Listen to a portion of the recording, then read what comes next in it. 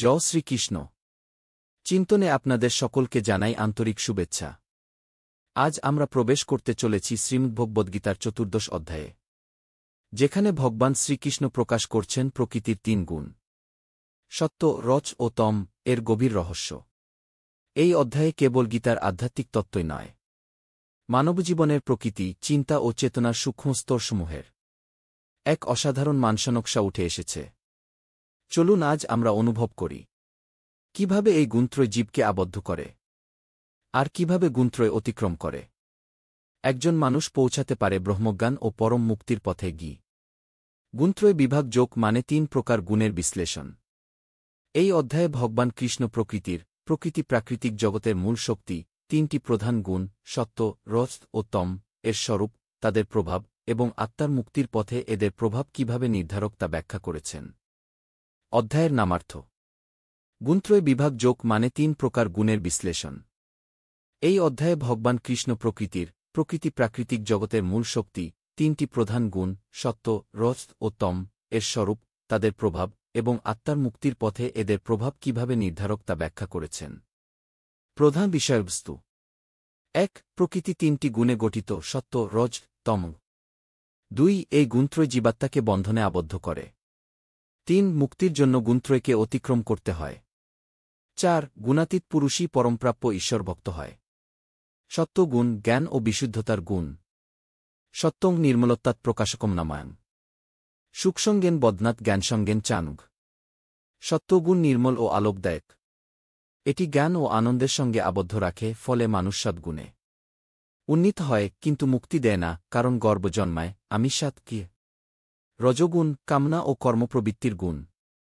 রজ রাগাত্মকং বিদ্ধি তৃষ্ণাসংসমুদ্ভবম। তন্নিবধ্নাতে কৌন্তে কর্মসঙ্গেন দেহিনম। রজগুণ কামনা, আকাঙ্ক্ষা এবং ফললিপ্সার জন্ম দেয়। এ গুণ জীবকে কর্মে জড়িয়ে রাখে, যার ফলে তার বন্ধন বাড়ে। তমগুণ জড়তা, অলস্তা ও অজ্ঞানতার গুণ। তমস্ত গাঞ্চম্ভূতং মোহনং সর্বদেহিনাম। প্রমাদালসনিদ্রাবিস্তন্নিবধ্নাতি ভারত।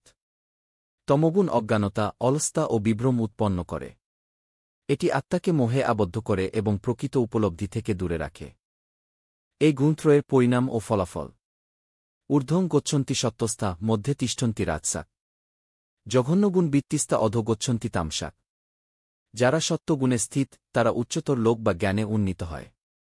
রজগুণীরা মধ্যবর্তী অবস্থানে থাকে, কর্মে ব্যস্ত কিন্তু মুক্ত নয়। তমগুণীরা অধপাতে যায়, তারা অবচেতন, জড়তা ও অজ্ঞানতার শিকার। গুণত্রয় হতে মুক্তির উপায় ও গুণাতীত অবস্থান: গুণেব্য অন্নং পরং ব্যক্তি মদ্ভাবং সধিগচ্ছতি। গুণানেতান্তিত্ব ত্রিন দেহি দেহসমুদ্ধভান। জন্মমৃত্যুজরা দুঃখৈর বিমুক্ত মিতমশ্নুতে। যিনি বুঝতে পারেন যে গুণত্রয়ী এই সমস্ত কার্যকলাপের মূল চালক, এবং যিনি নিজেকে এই গুণত্রয়ের বাইরে স্থাপন করতে পারেন, তিনি ঈশ্বরীয় ভক্তিতে প্রবেশ করতে পারেন এবং জন্মমৃত্যুর বন্ধন থেকে মুক্ত হন। গুণাতীত পুরুষের লক্ষণ: সমদুঃখ সুখ স্বস্থ সমলষ্টাশ্মকাঞ্চন। তুলপ্রিয়া প্রিয় ধীরস্তুল্যনিন্দাত্ম সংস্তুতিক। মানাপমাঞ্জস্তুল্যস্তুল্যমিত্রারিপক্ষয়। সর্বারম্ভ পরিত্যাগী গুণাতীত উচ্চতে। গুণাতীত পুরুষ সুখ দুঃখে সমান, লৌকিক লাভলোকসানে অটল, প্রশংসা নিন্দায় নির্লিপ্ত, মিত্রশত্রুতে সাম্য দৃষ্টিভঙ্গি ধারণ করেন এবং সব কর্মের আসক্তি ত্যাগ করে স্থিতপ্রজ্ঞ থাকেন, তিনিই প্রকৃত মুক্ত আত্মা।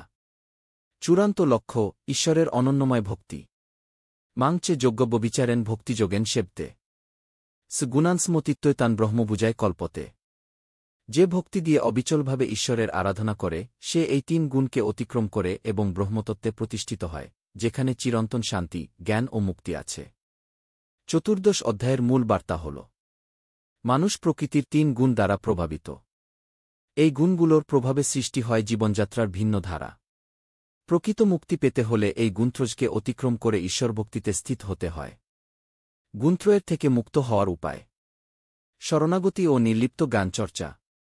ভগবদ্গীতার মতে, যে ব্যক্তি সত্য, রজ, তম এই ৩ গুণের কার্যকে দ্রষ্টারূপে দেখেন, কর্মফলে আসক্ত হন না এবং ভগবানের চরণে সম্পূর্ণভাবে আত্মসমর্পণ করেন, তিনি গুণাতীত বা গুণত্রয়ের মর্ধ্বে উঠতে পারেন। মাংচে যোগ্যবিচারেন ভক্তিযোগেন সেবতে। স গুণান্সমতিত্বয় তান ব্রহ্মভুজায় কল্পতে। অর্থাৎ অবিচল ভক্তিযোগে যে ব্যক্তি ভগবানের সেবা করেন তিনি এই 3 গুণ অতিক্রম করে ব্রহ্মস্বরূপে প্রতিষ্ঠিত হন। সারকথা: জ্ঞান, ভক্তি ও নির্লিপ্ততা এই ত্রয়ীর দ্বারা গুণত্রয় হতে মুক্তি সম্ভব। এইভাবেই গীতার 14 অধ্যায় আমাদের সামনে উন্মোচন করে একটি গভীর বোধ যে আমরা কেবল কর্মযন্ত্র নই, বরং আমরা সেই চৈতন্যস্বরূপ যিনি গুণত্রয়ের মধ্যে উঠে প্রকৃত মুক্তি লাভ করতে পারেন। যদি আমরা আমাদের অন্তরকে বিশুদ্ধ করি, বিভ্রান্তি কাটিয়ে ঈশ্বরভক্তির আশ্রয় গ্রহণ করি, তবে গীতার মতো মহাগ্রন্থ আমাদের চেতনার দরজা খুলে দিতে পারে। চিন্তনে আজকের এই দর্শন চর্চায় আপনি যদি মানসিক শান্তি ও অন্তর্জ্ঞান লাভ করেন, তবে আমাদের পরবর্তী ব্যাখ্যায় আবার আসুন। চ্যানেলটি সাবস্ক্রাইব করতে ভুলবেন না, আর শেয়ার করুন যাতে এই ভাবনা ছড়িয়ে পড়ে আরও অনেকের অন্তরে। জয় শ্রীকৃষ্ণ, জয় গীতা। চিন্তনের পথে থাকুন গে।